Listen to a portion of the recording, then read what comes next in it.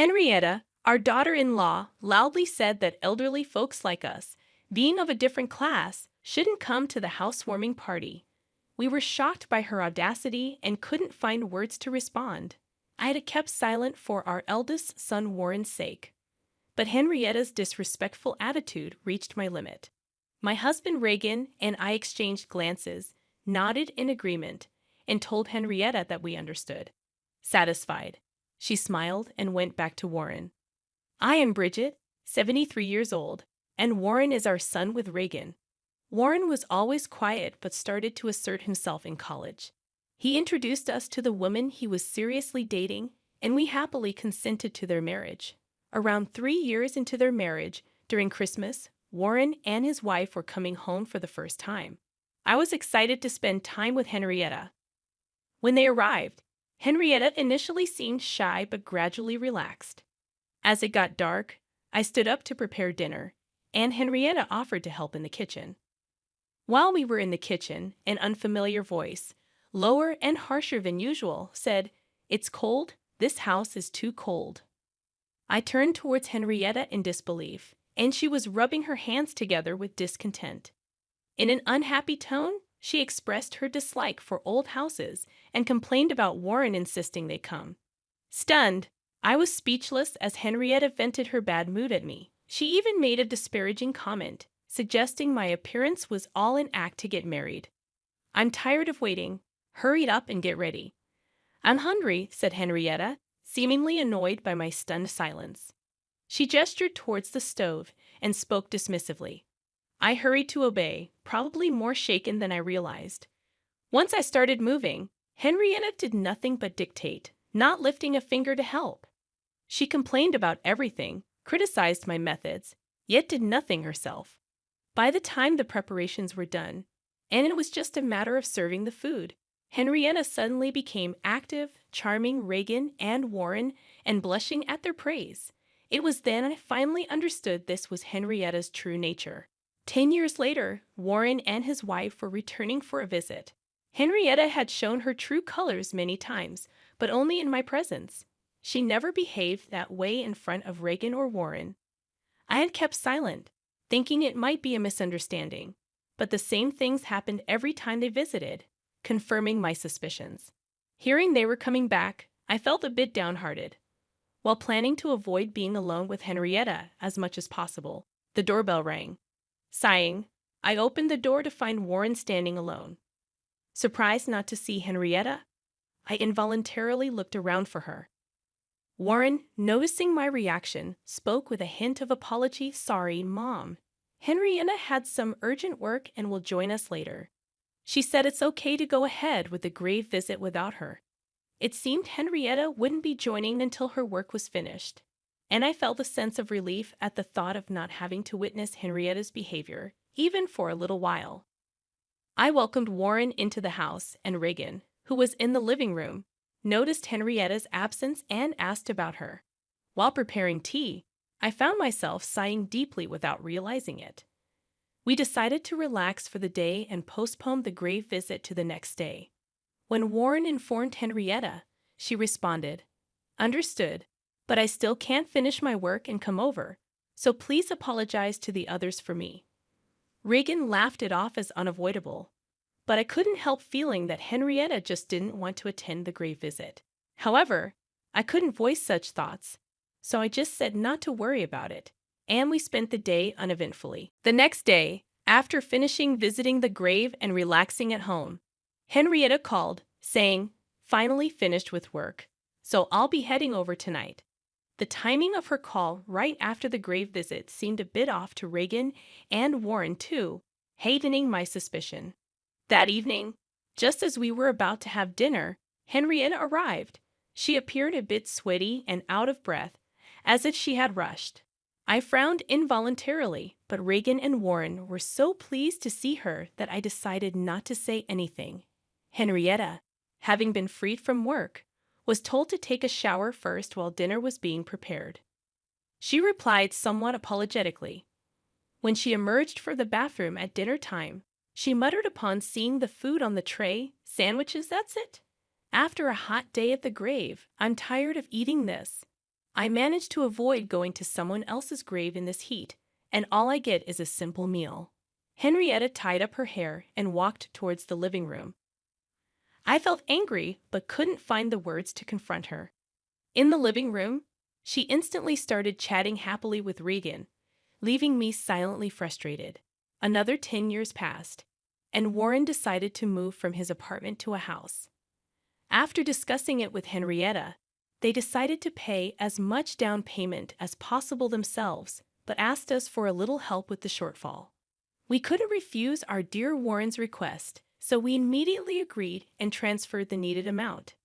Soon after, Warren informed us that their new house was built, and they planned the housewarming party with both families.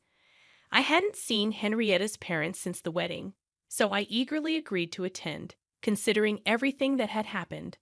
Warren was delighted with my response and immediately shared the news with Henrietta, who I imagined was on the other end of the phone. Thus, we were set to attend the housewarming party next month. A few days after this was decided, Henrietta unexpectedly visited alone. I was surprised by her unannounced visit and opened the door without realizing it was her. Looking up, I saw Henrietta with an unhappy expression, and I was taken aback. "I'll come in." Henrietta quickly checked for keys in the entrance and pushed past me to enter the house. Her arrogant behavior continued as she walked into the living room, probably because she noticed that Regan's keys weren't in the entrance. Indeed, Regan was out for his daily walk and wouldn't be back for a while. Taking advantage of this, Henrietta had barged into our home. Feeling trapped, I followed her into the living room, where she waited for me without sitting down. Before I could even close the door, Henrietta glared at me and said, "Bridget, you're planning to come to the housewarming party. It's a nuisance, so can you please not come?" Surprised, I responded, "What are you suddenly talking about? Regan wasn't there," so Henrietta, crossing her arms, started speaking in a high-handed manner. "You're planning to tattle to my parents about me, aren't you?" Henrietta glared at me with evident disgust, clearly not wanting her parents to know about her behavior. She must have specifically chosen a time when Warren was working, and she had a day off, knowing about Regan's routine walk, and had timed her visit accordingly. Henrietta was cunning indeed. Calmly, I replied, "I had no such intention, but now that you mention it, it might not be a bad idea." Henrietta frowned in annoyance, saying, "It's no joke. I married Warren because he's good-looking and earns decently. I don't want to deal with annoying relatives revealing." Henrietta's expression froze when she realized I had caught on to the true reason for marrying Warren. As I worried about her strange behavior, the living room door opened behind me. Turning around, I saw Regan, who looked surprised as he gazed at Henrietta, realizing that her conversation with me had been overheard. Henrietta clicked her tongue but decided to brazen it out, telling us the real reason. "Elderly folks like you, being of a different class, shouldn't come to the housewarming party." We were astounded by her audacity, at a loss for words. I reached my limit with Henrietta, daring to say such things even in Warren's absence. I had kept silent for Warren's sake until now, but I could no longer overlook such behavior. My husband Regan seemed to share my sentiment. At her utterly disrespectful attitude, we exchanged glances, nodded in agreement, and said to Henrietta, "Understood." Satisfied, she smiled and went back to Warren. Left behind, we felt suddenly very tired and sat down on the sofa. On the day of the housewarming party, we didn't go to Warren and his wife's home. We hadn't told Warren anything about the incident with Henrietta. Naturally, he must have thought we were coming. By now, Warren and his wife might be panicking. Sipping coffee with Regan at a cafe, I pondered this. Then Regan's mobile phone rang. He got up, answered the call, and stepped out of the cafe. I quickly paid the bill and followed him out, getting into the car. Regan switched the phone to speaker mode so I could hear Warren's voice too. "Dad, something strange is happening. All my relatives have suddenly got other plans, and you and Mom haven't arrived yet. Even Henrietta's relatives are canceling one after another. What's going on?" Feeling guilty about Warren's anxious tone but deciding to play dumb, we exchanged glances. Who knows what Henrietta's saying? Regan asked, sounding casual. His acting was so natural that it surprised me. Noticing my reaction, Regan winked and gestured to keep it a secret.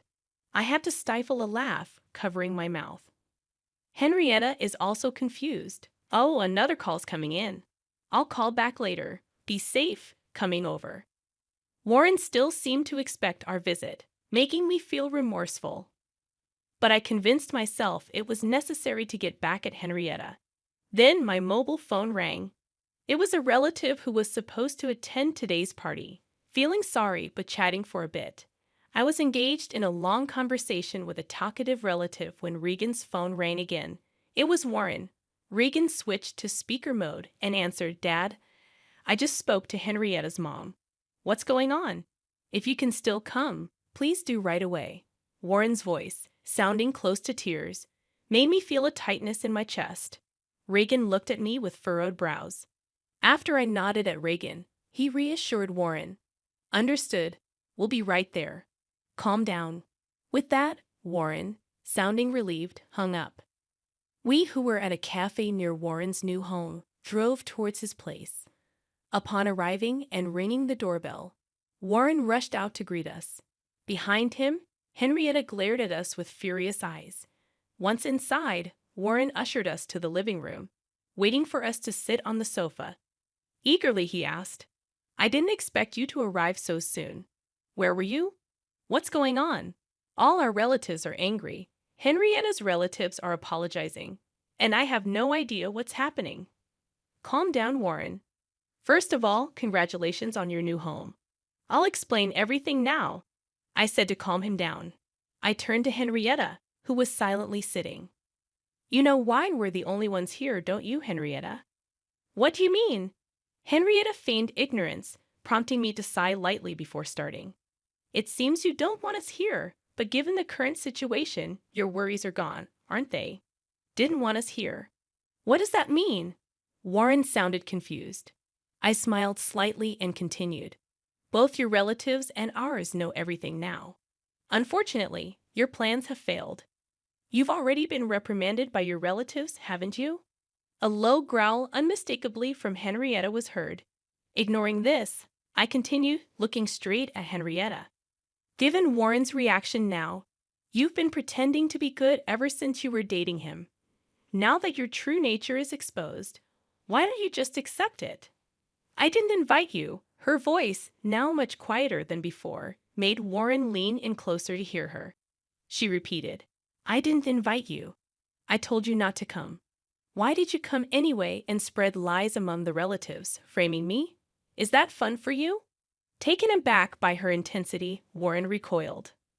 I sighed at Henrietta, still insisting she was the victim. Mobile phones are so handy, aren't they, Henrietta? I nodded at Regan. He took out his phone, operated it, and then looked at Warren. I just wanted to marry Warren because he's good-looking and earns decently. I don't want to deal with troublesome relatives. Anyway, elderly folks like you, being of a different class, shouldn't come to the housewarming party. Henrietta's words from that day played from Regan's mobile phone. Henrietta turned pale and looked at Warren. After the playback, Warren turned slowly to Henrietta, his mouth agape. Henrietta tried to deny it, but what excuse could she give after that recording? The weather turned bad, so I cut my walk short and came back only to hear this incredible conversation. I couldn't help but record it. Glad it was useful, Regan said regretfully. Warren looked at me for confirmation, and I nodded firmly. I couldn't believe it at first either, Warren, but the truth is there in the recording. Henrietta's true feelings and her last words were said despite my presence. It's hard to escape now. Regan fixed his gaze on Henrietta, questioning how anyone could stay calm knowing she had been deceiving everyone since her dating days with Warren, let alone after their marriage. Seeing his look, Henrietta dropped her shoulders and ceased her struggle. This seemed like an affirmation to Warren, who abruptly stood up and left the house.